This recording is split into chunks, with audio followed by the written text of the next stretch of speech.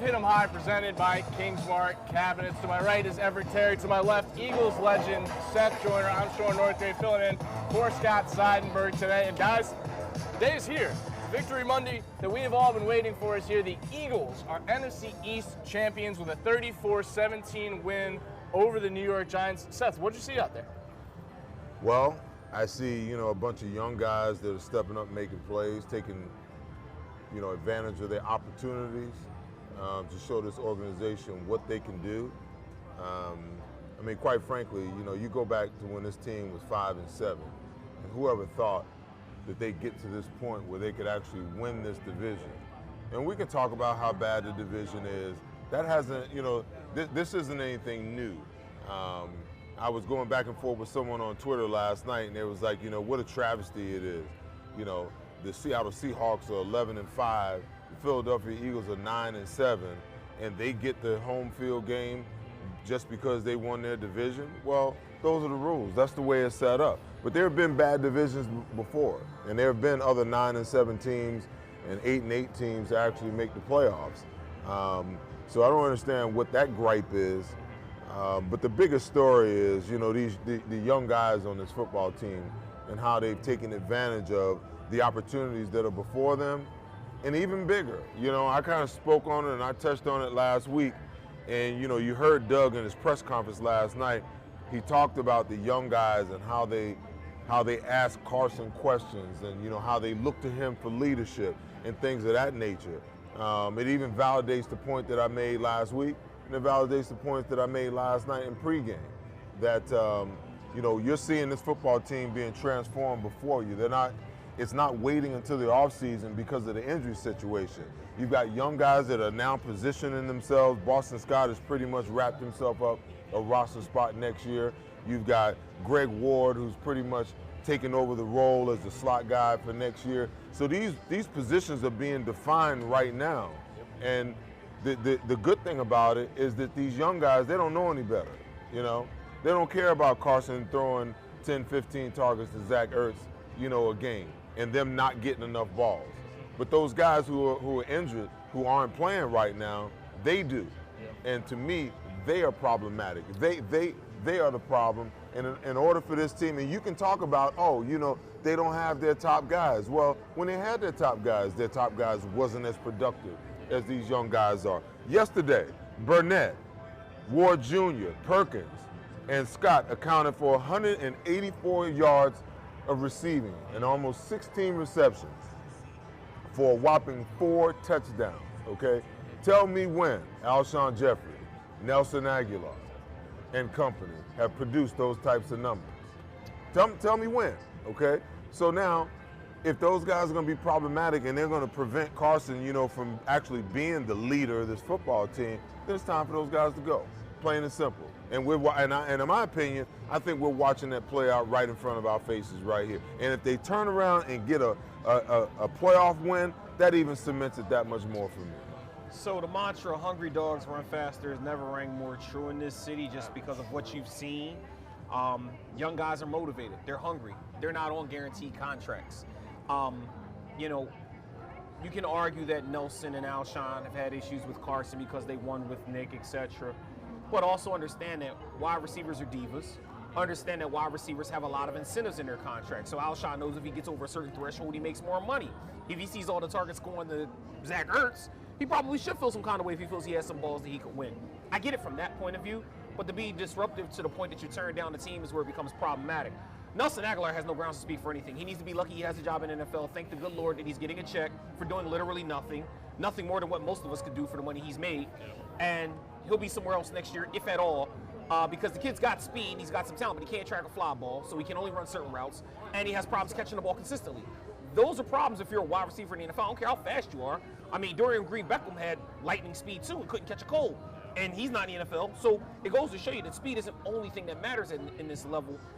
That said, yeah, Greg Ward Jr. came out and played great. We've talked about that. We've talked about Boston Scott. What I like about it is the fact that, as you mentioned and you alluded to, it became more of a team focus. And I think that once the offense got on track, the defense started to play differently.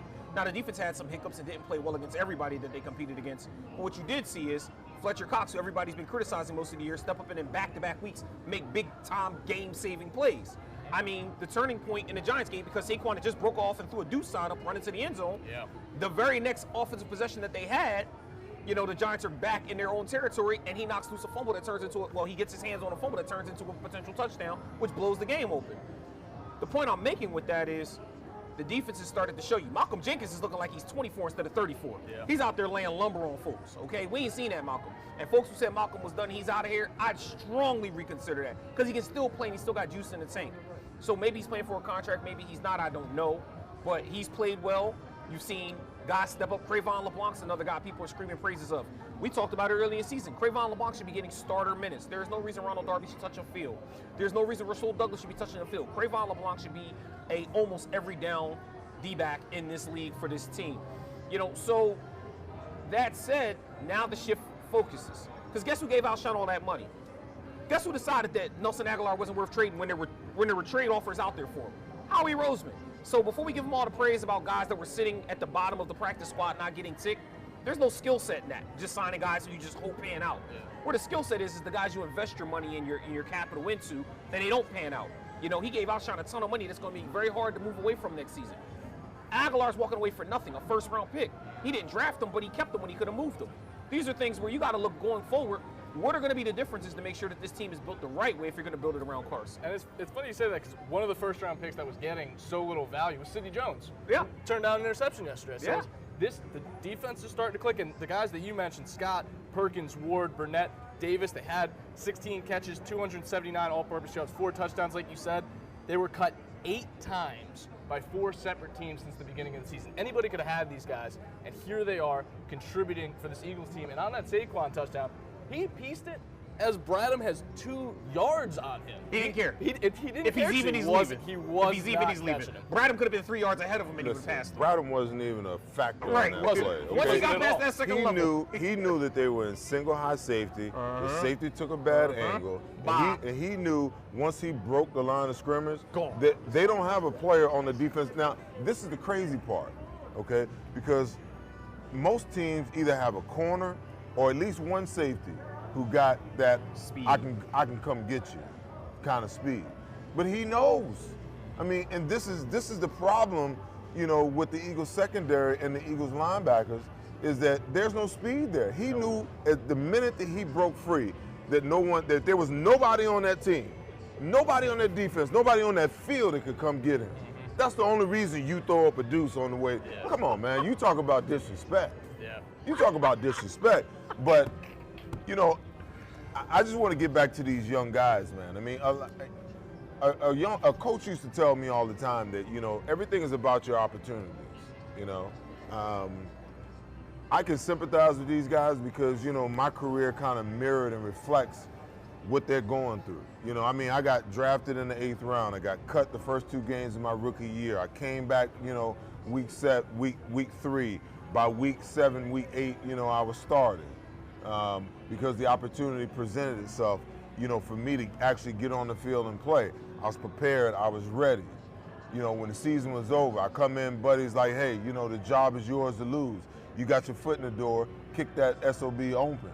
You know, so now I'm looking at these young guys, and there's opportunity because they're not blind to what's going on here. They see and they know that change has to happen, you know, in the future with this football team. Now, the question is, can I position myself, you know, to be a part of what's going to happen down the road? Can I position myself to be a part of what's going to happen in the future? And as they look at that, you know, all of a sudden it's like, oh my gosh, I can, okay? Darren Sproles is retiring. We need another running back. Jordan Howard's hurt. This is an opportunity for me to actually get on the field, you know, and show this organization what I can do. Oh, Zach Ertz is down. I got an opportunity to actually come up and get an opportunity to get on the field, you know, and catch some balls. Mr. Perkins, Mr. Josh Perkins.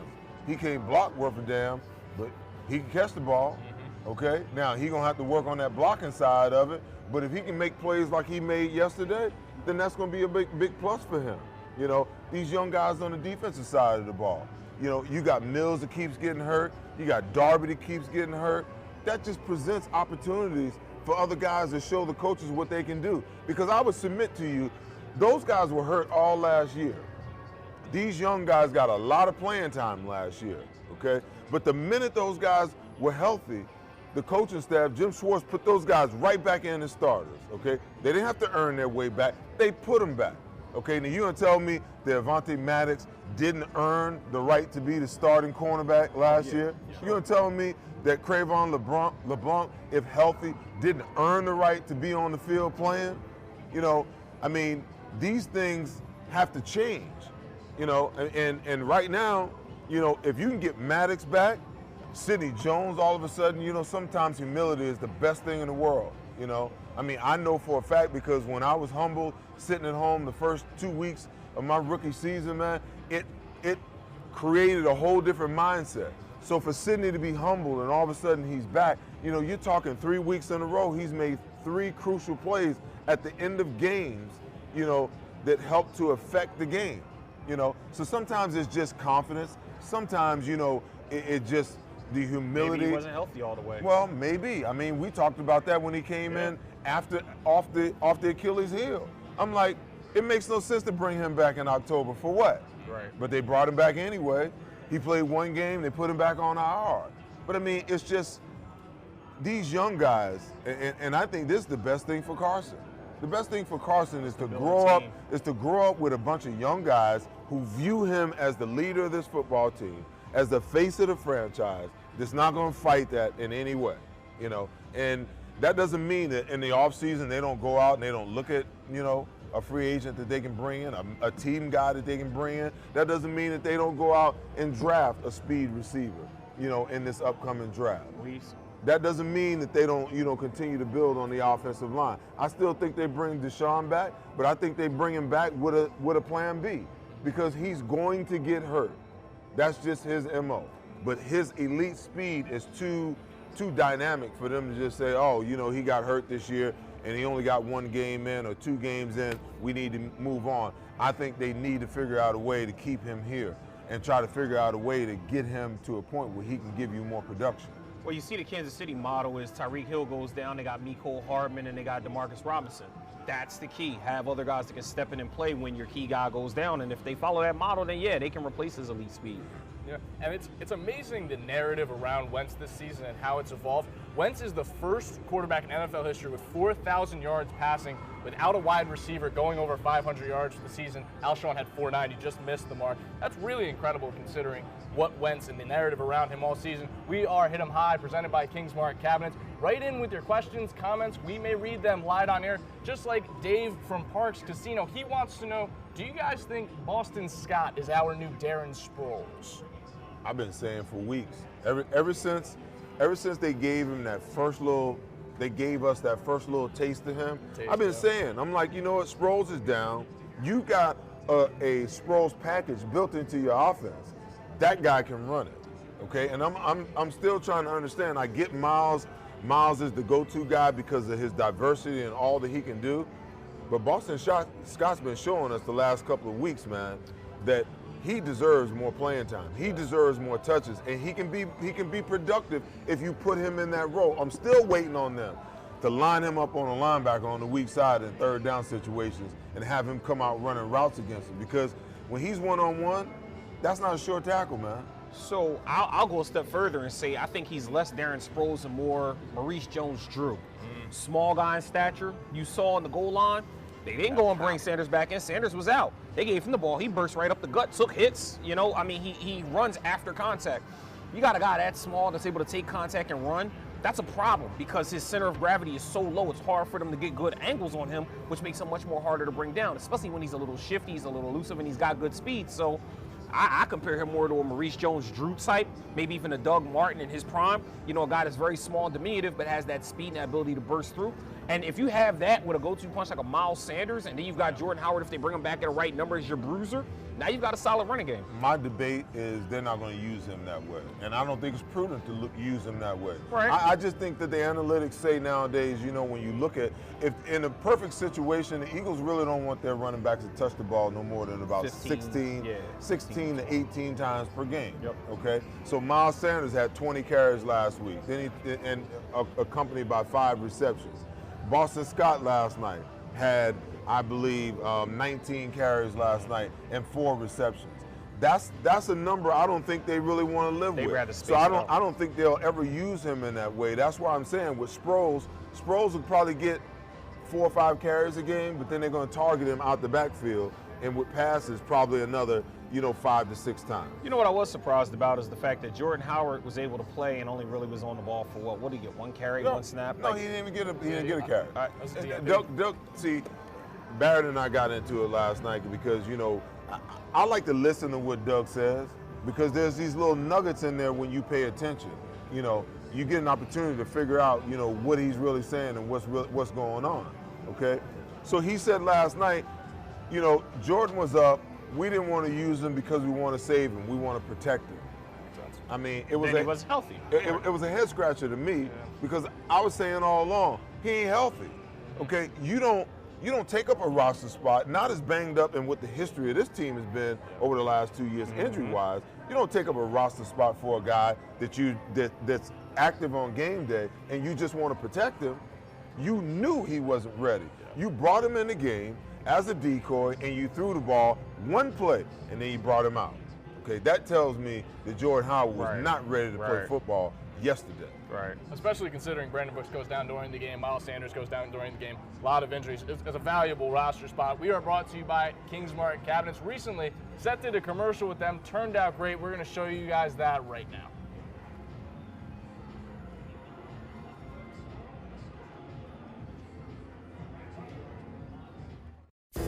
What a night. The new Parx Casino $10 million sportsbook changes everything. It's a whole new ballgame at Parx Casino. Watch every single game and sporting event you want on our custom-built 154-foot wide, $1.5 million screen, capable of showing 36 events at once. Bet all the hot action and enjoy tap after tap of amazing craft beer, cocktails, and pub food favorites. Your entire game day destination is here for you and your friends. Sportsbook, beer garden, and Liberty Bell Gastropub. Parx Casino, bet with the best.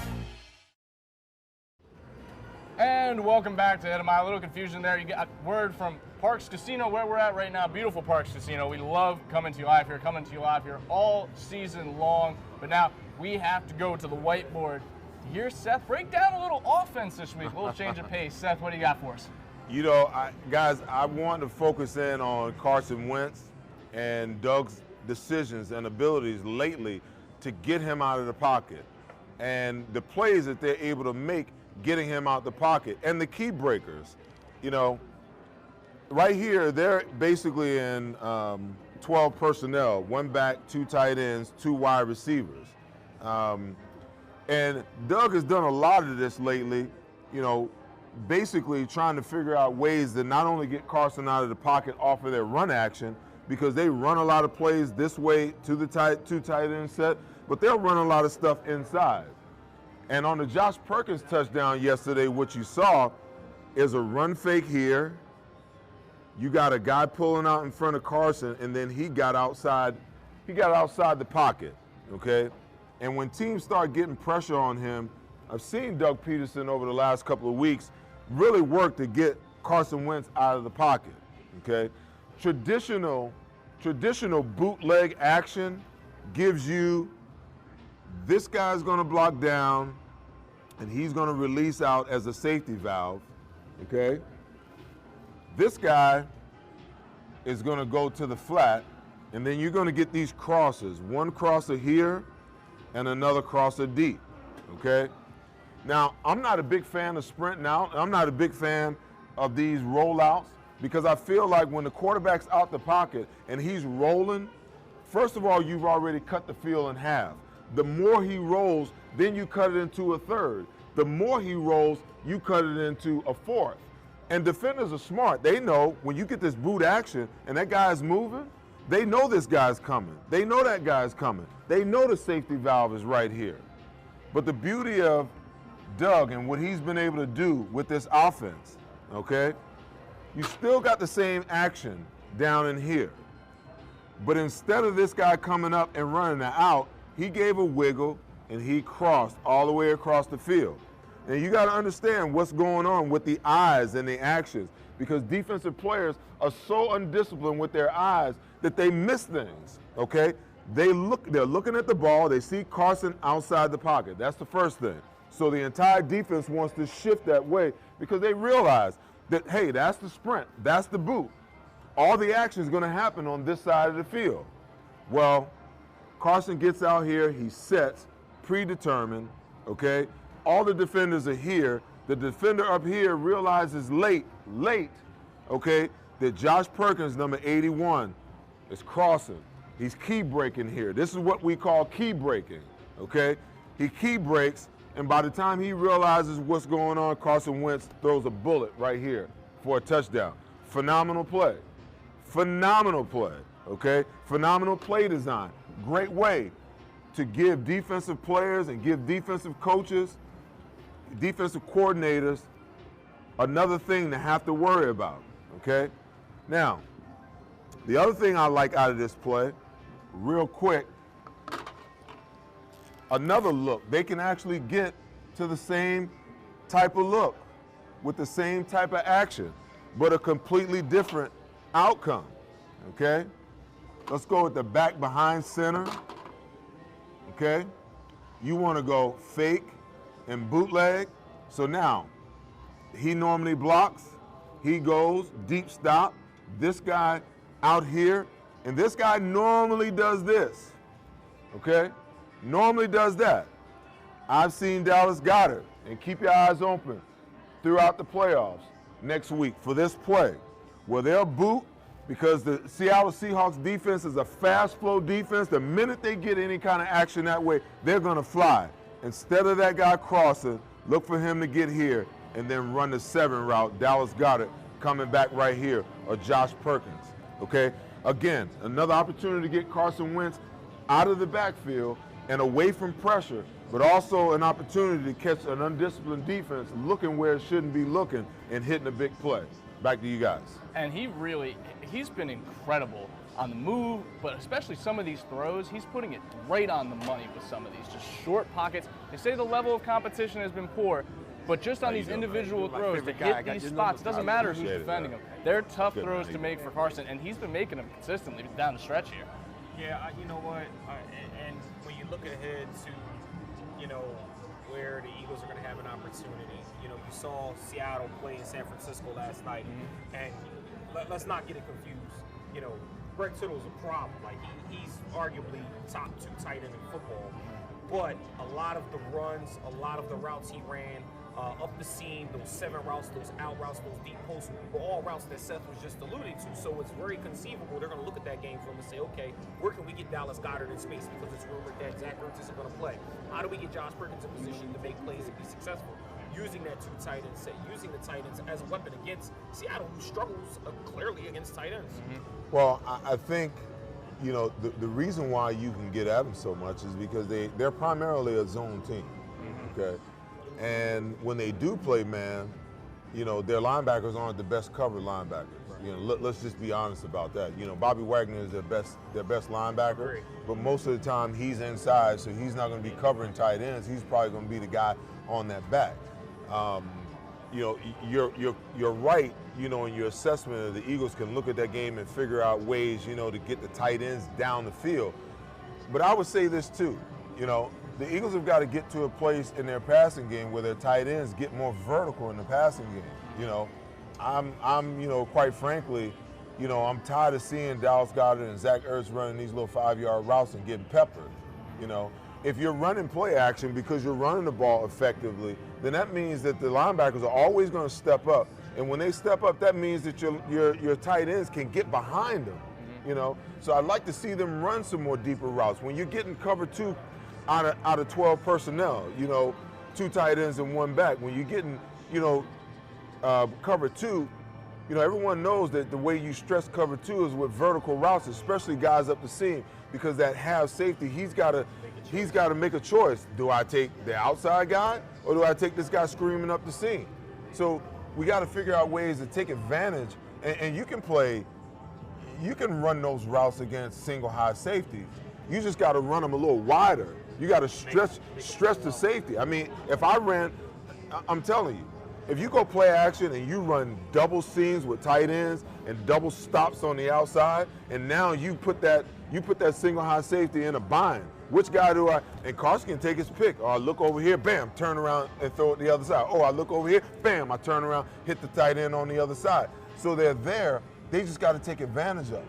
Before we move on, guys, we have one quick important piece of promo to get to, and that is for Malcolm Jenkins. The Walter Payton Man of the Year Award is given each year to a player who shows outstanding commitment to service and their community, and Malcolm Jenkins is up for it for the 3rd time in his career. He had another stellar game, huge strip sack.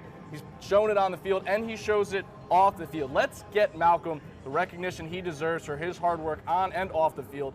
Visit votejenkins.com to see why Malcolm deserves to win the Walter Payton Man of the Year Award, and tweet or retweet the Walter Payton WP hashtag WPMOY Challenge Jenkins every day until January 12th. That's when voting closes. Let me give you that one more time. Hashtag WPMOY Challenge Jenkins every day until January 12th. Each tweet or retweet equals a vote, and you can vote as many times as you'd like.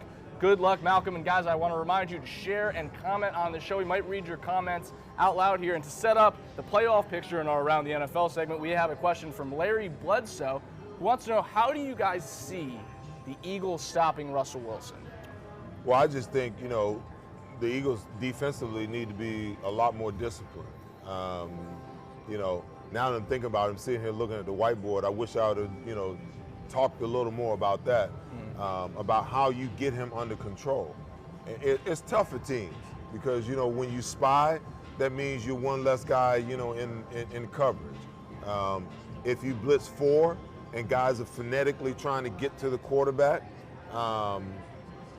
then you have a situation where if your 2 defensive tackles in the middle aren't on the same page, then what winds up happening is you create these holes and these gaps. And he's masterful at stepping up and stepping through, whether he's trying to buy time or whether he's trying to take off, you know, and make a play. Then your defensive ends have to be disciplined. You know, they have to have the ability to say to themselves, okay, I got to get 3 yards up the field, and then I got to stop, okay? And I got to rely on my guys that are inside to push the pocket enough to force Russell to step to me or force him to step in between that gap where I'm sitting and I'm waiting. But when you just go, you know, hair on fire going after this guy, and defensive ends or blitzers that's supposed to have containment get inside and he gets outside, that's where you get hurt against him. You know, I mean, I would much rather have Russell Wilson play the game, the passing game, from the pocket than be in a situation, you know, where you're letting him run play action and he's getting outside, or he's breaking contain and he's getting outside. That's problematic, you know, because that's where his big plays come from, in my opinion. Well, since Seth took my Kingsmart key to the game, because my key was keeping Russell Wilson in the pocket is going to be critical.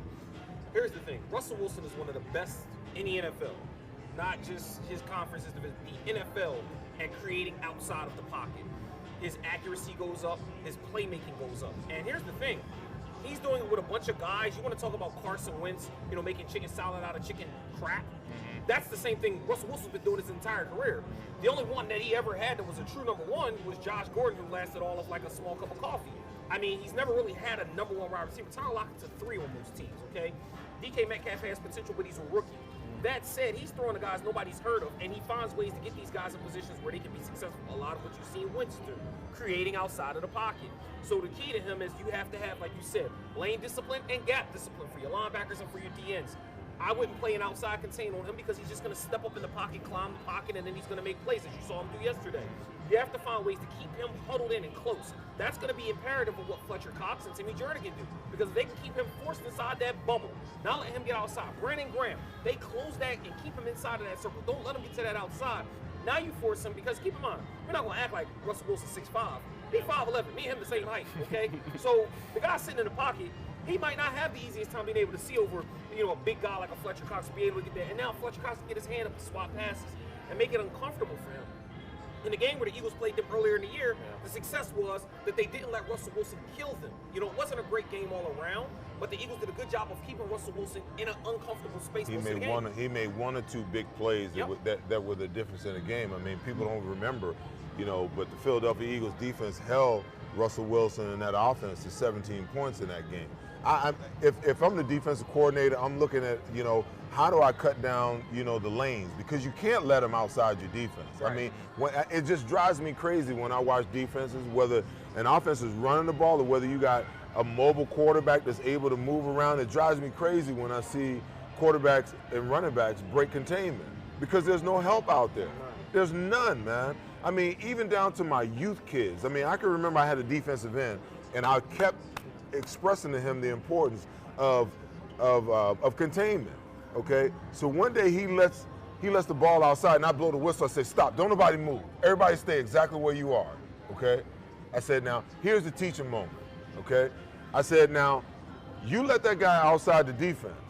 I said, "I want you to turn and look inside and tell me how many teammates, how much help do you see inside?" He looked inside. He got the count, and he said, "I see 9 players, coach." I said, "Now turn around and look outside and tell me how many you see." He said, 1, coach. I was like, now you understand what I'm saying when I say you want to turn it back to your help. Understand, that guy out there, he really don't want a whole lot of that. Okay, I'm telling you to turn it in because all my killers are inside. Okay, so where's your help? Your help is inside. You don't want to turn that ball outside because that's one missed tackle away from that guy taking it to the house. If you break contain against pass, now you got guys that are adjusting to the ball. You got short guys that are going deep. You got deep guys that are coming back on the sideline, and Russell's accuracy is off the charts. So if I'm a defensive coordinator, I'm trying to figure to myself, okay, do I substitute a guy in coverage for a guy in pass rush? I would say yes, because I think that the preeminent way to stop Russell Wilson is defensive ends up the field of 3 to 3.5 yards and stop. And then we're going to go to a 46 or eagle look in the inside with 3 rushers, okay? 1 guy right up the middle, 2 guys doing what you do, or we can run games. But anytime you call a game defensive tackle and defensive end, you damn sure better make sure that defensive tackle, if you're gonna run an ET or TE, you better make sure that he gets his ass outside and he shows color so Russell knows I can't go out there. So let me ask you guys, the first matchup between these teams was only 5 weeks ago. It really wasn't that long of a time, but looking at these rosters, it's almost like the inverse. The Eagles receiving core is depleted, the Seattle Seahawks running backs are depleted. How much of this tape would you look at from the last game if you're the coaches in that room to prepare these guys? Because it could be an entirely different look this time. It's a much different look because the Seattle Seahawks, Russell Wilson didn't play well. What changed the game was the fact they ran all over them against a stout defense. You saw Penny get all over him. You saw Carson get over him. Neither one of them are there. They got a Marshawn Lynch who hasn't played football in a year and a half trying to come back and play. Granted, he had a touchdown. He scored, but that's cool. But him being that 20-25, carry workhorse that he was, he's not up to that speed yet. And he understands that this is literally on an as-game basis. So there's a little solace in knowing that you're not going to get beat as badly by the run as what you saw when they had Penny and Carson. What you do have to worry about is the fact now that guys like DK Metcalf have established themselves as targets that Russell Wilson can trust. And one of the weaknesses that the Eagles have is in their secondary. So you got to worry about whether or not these guys are going to be able to stay. Now, you don't have Ronald Darby out there turning into Cinnamon Toast Crunch. You got Russell Douglas still not turning around looking for the ball. I don't know what he's out there doing. Should be a safety. He's playing corner. Don't know why. They're going to try to find that matchup and try to exploit that. They're probably not going to mess with LeBlanc too much, but they're going to look for wherever Rasul Douglas is on that field. So the key is going to be you have to provide that help, that safety help or that double help to make sure that you don't put him on a position where he's exposed because it can get ugly in a hurry. Listen, there's no doubt about it.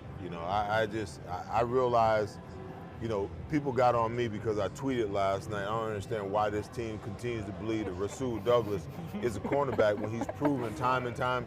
He's proven continuously that he's not a cornerback, So people got mad. Well, who else was they going to use? Well, listen, even when they were 100% healthy, okay? The first time that somebody got hurt, Rasul Douglas was the first one to go in. They had guys over there, but that's not the point. The point is that you have to have, listen, Rasul Douglas is a long strider. He runs 4.59, okay? And his technique is terrible, okay? The minute that a 4.3, 4.4 guy gets a step on him, there's no catching up. There's no catching up. I mean, yesterday, he's running with his back turned and gets hit in the back of the head. He don't even know where the ball is. Because in his mind, in his heart, in his spirit, he's like, oh no, I'm toast again. So he's just running. He ain't even looking for the ball. If you turn around and look, you got an interception going back the other way, man. You can't be an NFL cornerback playing the game like that, man. I just don't get it. But then again, I understand why he's out there now. Because when you got Mills down, when you got Darby down, and then Maddox goes down yesterday, I understand why. But the thing I don't understand is that when Mills and Darby are up and one of them go down, that he's the first guy to go in. Makes no sense to me. We got to move on. We got to go a little bit more around the NFL, look at the next weekend of games coming up. And speaking of blown coverages, last time we saw Vikings at Saints in the playoffs, it was Diggs sideline touchdown. Unbelievable. You won't see that again this time. I think the Saints are going to steamroll these boys. I think that's been on their mind for 2 years. I think whether the Vikings are thinking about it or not, they're not letting Minnesota get out of here with a win. I like the Saints going away on this. Especially after the Rams game last year. Like the Saints have to have a lot of juice coming into this home playoff game. This might be their only game at home. They gotta really bring it this time. You know what the difference is too?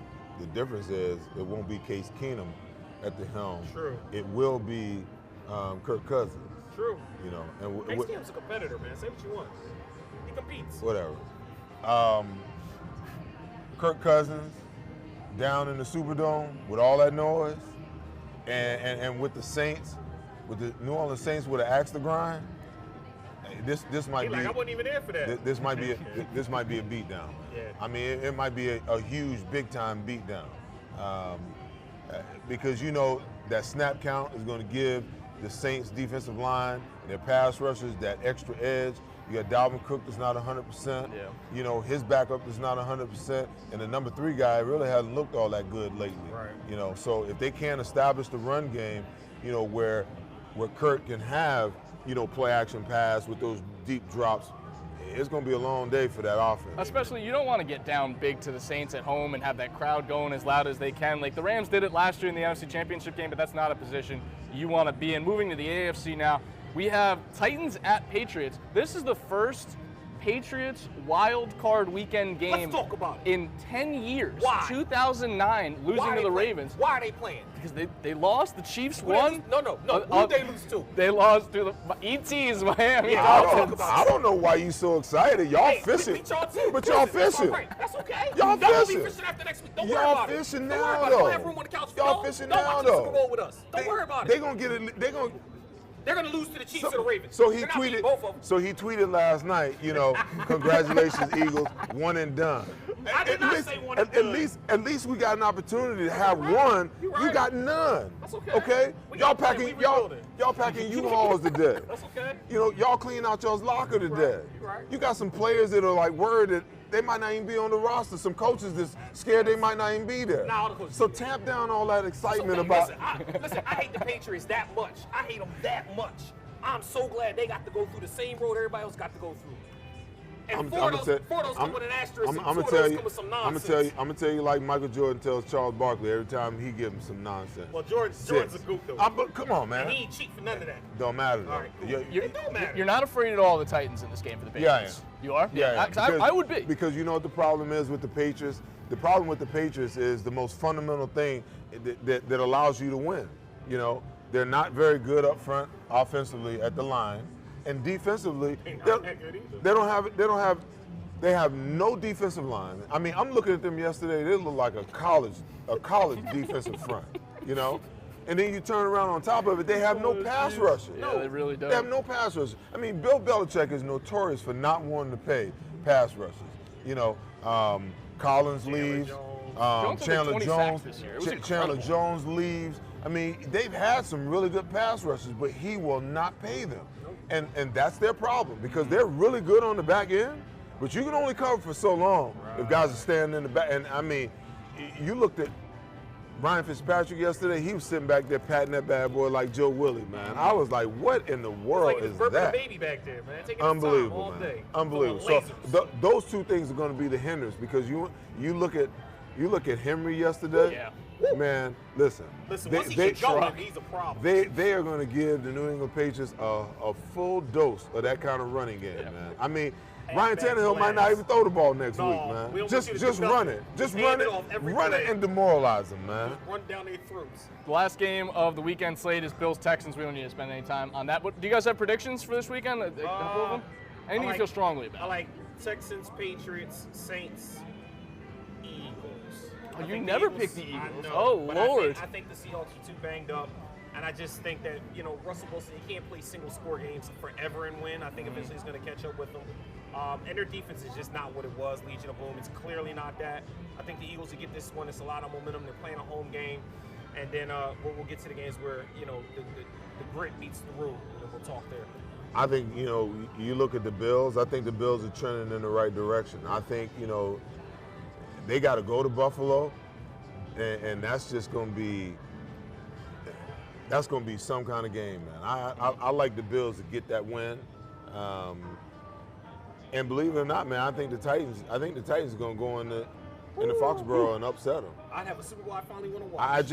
I just don't think that they have enough this year. And I think Bill knows it. I think Tom knows it. That's why Tom out of there. And as far as, the Minnesota Vikings, man, they're like dead man walking right now. I mean, they're flying to their funeral because that's what it's going to be like in New Orleans. I mean, New Orleans is just on a whole nother level this year. And the Eagles, I mean, how do you go against momentum? Yeah. And I'll talk to you again about your energy level, your adrenaline, and all of that kind of stuff. You know what I'm saying? You take the Seattle Seahawks in such an emotional game like last night. They go down to the wire again. They lose the game at the goal line again. Okay? And they blew it with the fourth down play where they get the 5-yard delay of game. And they go from potentially a 2 seed all the way down to a 6 seed. So you take all of those emotions that go along with that and what was spent, and now they got to get on an airplane. They got to fly all the way across the country to face the Eagles at 4 o'clock in the afternoon. I mean, their minds are going to say, hey, this is a playoff game, this is what we got to do. But I'm telling you right now, their bodies, their energy level, the physicality is not going to be there. And the Eagles are going to be hyped, the link is going to be rocking, and those young boys are going to figure out a way, led by Carson Wentz, and this defense, they're going to find a way to win this game next week. And then reality is going to set in because they're going to have to go to San Francisco next week. Thank you all for watching Hit 'em High with Seth Joyner. We are presented by Kingsmark Cabinets. We showed you our beautiful location, Parx Casino, before. Let's show you guys Kingsmark Cabinets and their wonderful team and their newest commercial. Tom, this is amazing. Man, I should have went with Kingsmark from the beginning. It was a pleasure working with you. If I ever see that other contractor again. Hey, big guy. Wife let me in. Just here to finish up those cabinets.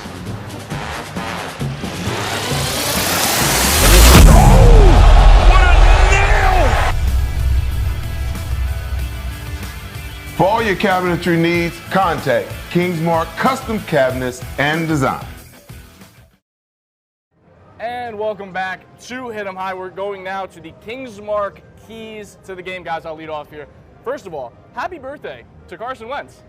It's a very happy birthday today. You won the division. It's a great gift for you. And you are my Kingsmark key to this game. I think that the offense is pretty even when you look at Seattle to Philly, the deficits we just talked about. I think this game's really going to come down to which quarterback plays better at home in your first playoff game, your first real action here. You've been wanting it all season. You've heard all the chirps from all the fans about how you're not Nick Foles, how you can't get it done. It's your time, Carson. You are my Kingsmark key to the game. So my original key, as I mentioned earlier in the segment, was that they had to keep Russell Wilson inside the pocket.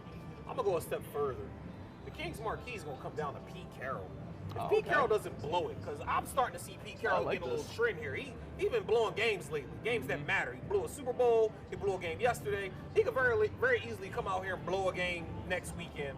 with play calling. It's not that he's a bad coach, he's a great coach. I think time management and sometimes him trying to outthink it versus just doing it might be a thing. That was a problem people used to say about Andy Reid and Doug early on. He just needs whatever the game plan is, stick with it. But if they get him to a place where he has to start thinking outside the box, that's an advantage to Doug because Doug's going to know exactly what he wants to do from what we've seen over the last few weeks. Well, I'm not, to be honest with you, as great as their defense is, I'm not really worried about them because I really think, to your point, that Doug will figure out a way, will find a way to put more than 9 points on the board this game. I think he's a much more creative now than he was when they played them, a few weeks back. He's got multiple weapons, in my opinion. Hopefully Miles Sanders is back. I like that 21 personnel with 2 backs because you see the versatility of both of these backs and what they're able to do. My King's Mark key to the game will be on the defensive side of the ball. They've got to limit big plays. Russell Wilson had the big 40-yard bomb, and Rashard Penny ripped off, the long run. Those 14 points were the difference in the game. The Eagles just can't have any of those. On the defensive side of the ball, they got to continue to play the way that they've been playing. They've got to control the run, and they've got to minimize, big plays down the field. I'd be curious to see how he's going to approach this game, Jim Schwartz, because yesterday they blitzed a lot. You got a rookie quarterback, basically. You got that's been injured, that's coming back off an injury, coming off a big game. Yeah, they wanted to pressure him and make him make, fast decisions. They had to swarm the line of scrimmage and fill all the gaps across the board to keep Saquon under wraps. The one big play, hey, sooner or later, he's going to make that happen. I don't think they're worrying about that on the defensive side of the ball. What they've got to worry about is limiting the big play because the big play can be the difference, and they've got to figure out a way to create 1 or 2 turnovers on a short field to give the offense a short field to work on to create some points. Okay. Yeah, that's about it. It's been a great regular season, guys. This, going into the playoffs, who knows what's going to happen? Who knows where we can be 4 or 5 weeks from now when the Super Bowl comes around? But I had a great time being behind the scenes and then in front of the camera with you guys the last couple weeks. That'll be it for us. ET, you want to bring us out? Well, you know what? We want to thank you guys so much for tuning in and watching Pin Up High. Make sure you guys join us next week, win or lose, right here in Parx Casino on the My New Philly Network, where something's always new and everything's always Philly.